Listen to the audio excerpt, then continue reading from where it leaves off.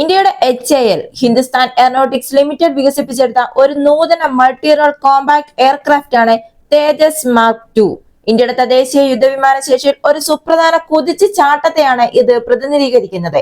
യഥാർത്ഥ തേജസ് MK-1ന്റെ പിൻഗാമി എന്ന നിലയിൽ മാർക്ക് 2 പതിപ്പ് രൂപകൽപ്പന ചെയ്തിരിക്കുന്നത് പ്രവർത്തന വൈദഗ്ധ്യവും ഫലപ്രാപ്തിയും വർദ്ധിപ്പിക്കുന്നതിനാണ്.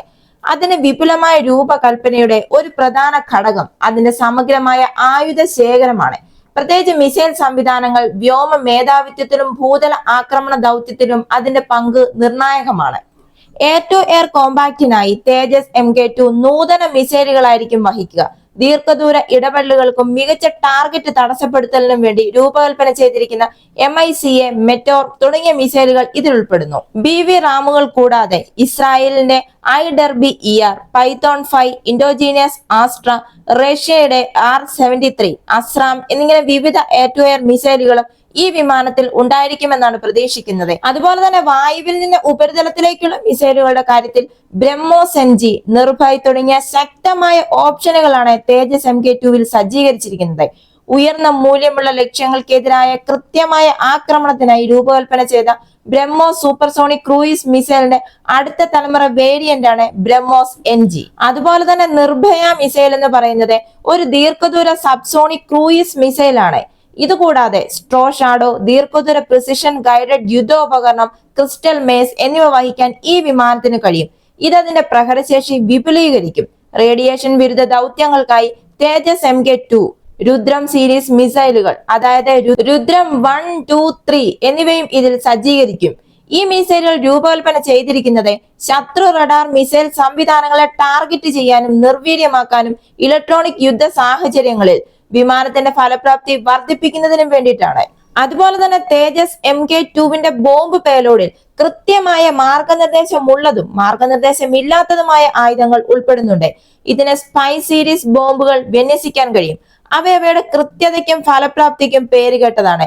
DRDO ഗ്ലൈഡ് ബോംബുകൾ, DRDO സോ, സ്മോട്ട് ആന്റി എയർഫീൽഡ് വെപ്പൺ എന്നിവയ്ക്കൊപ്പം HSLD high speed low drag series ബോംബുകളും ഈ വിമാനത്തിൽ വഹിക്കും.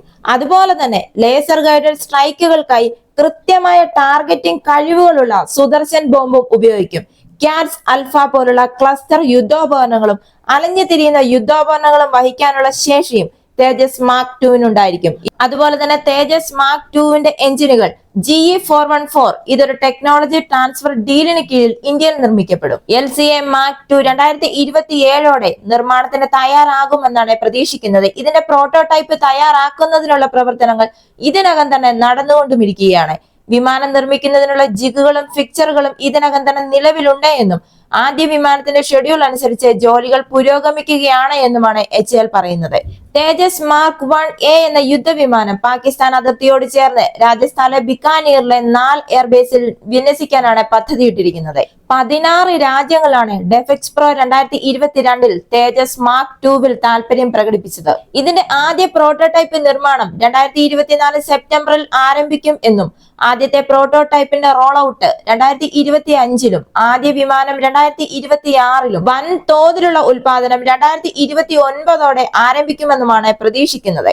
അതുപോലെ തന്നെ ഇതിന് ഇൻഫ്രാറെഡ് സെർച്ച് ആൻഡ് ട്രാക്ക് സംവിധാനവും മിസൈൽ അപ്രോച്ച് മുന്നറിയിപ്പ് സംവിധാനവും ഉണ്ടായിരിക്കും. പേലോഡ് കപ്പാസിറ്റി 6500 കിലോഗ്രാം ആയും ആന്തരിക ഇന്ധനശേഷി 3400 കിലോഗ്രാം ആയും വർദ്ധിപ്പിച്ചാൽ കൂടുതൽ ആയുധങ്ങൾ ദൂരപരിധിയിൽ വഹിക്കാൻ ഇതിന് സാധിക്കും. Electronics and radar development establishment വികസിപ്പിച്ചെടുത്ത ഉത്തം AESA റഡാറിന്റെ ഒരു വകഭേദം തേജസ് മാർക്ക് 2വിൽ സജ്ജീകരിക്കും. അതുപോലെ തന്നെ യുദ്ധവിമാനങ്ങൾക്ക് ടാർഗറ്റ് ഏറ്റെടുക്കലിനായി ഒരു സംയോജിത IRST സംവിധാനവും ഉണ്ടായിരിക്കും. അതുപോലെ തന്നെ തേജസ് മാർക്ക് 2വിന് നൈറ്റ് വിഷൻ ഗ്ലാസുകളും ഉണ്ടായിരിക്കും. പനോരമിക് ഓറിയന്റേഷനിൽ സ്ഥാപിച്ചിരിക്കുന്ന ടച്ച് സെൻസിറ്റിവിറ്റി വൈഡ് ഏരിയ ഡിസ്പ്ലേയും wide angle holographic head up and display സിസ്റ്റവും അടങ്ങുന്ന ഗ്ലാസ് കോക്പിറ്റ് ആണിത്. പൈലറ്റ് ജോലിഭാരം ലഘൂകരിക്കുന്നതിനായി തേജസ് മാർക്ക് 2വിൽ വലത് കൈയിൽ ഓൺ സ്റ്റിക്ക്, ഇടത് കൈയിൽ ഓൺ ത്രോട്ടിൽ ക്രമീകരണങ്ങളോട് കൂടിയ hand on throttle and stick ക്രമീകരണവും ഉണ്ടായിരിക്കും. ഇന്ത്യയുടെ പ്രതിരോധ മേഖലയ്ക്ക് തദ്ദേശീയമായി നിർമ്മിക്കുന്ന തേജസ് മാർക്ക് 2 ഒരു വമ്പൻ നേട്ടം തന്നെയായിരിക്കും. എന്തായാലും HAL വികസിപ്പിച്ചെടുത്ത നൂതന മൾട്ടി റോൾ കോമ്പാക്ട് എയർക്രാഫ്റ്റ് ആയ തേജസ് മാർക്ക് 2 ഇന്ത്യയുടെ തദ്ദേശീയ യുദ്ധവിമാന ശേഷിയിൽ ഒരു സുപ്രധാന നാഴികക്കല്ലായിരിക്കും. ഈ വീഡിയോ നിങ്ങൾക്ക് ഇഷ്ടമായെങ്കിൽ മറക്കാതെ ഈ ചാനൽ ഒന്ന് സബ്സ്ക്രൈബ് ചെയ്യുക, ഒരു ലൈക്ക് തരിക. അടുത്ത വീഡിയോയുമായി വീണ്ടും കാണാം.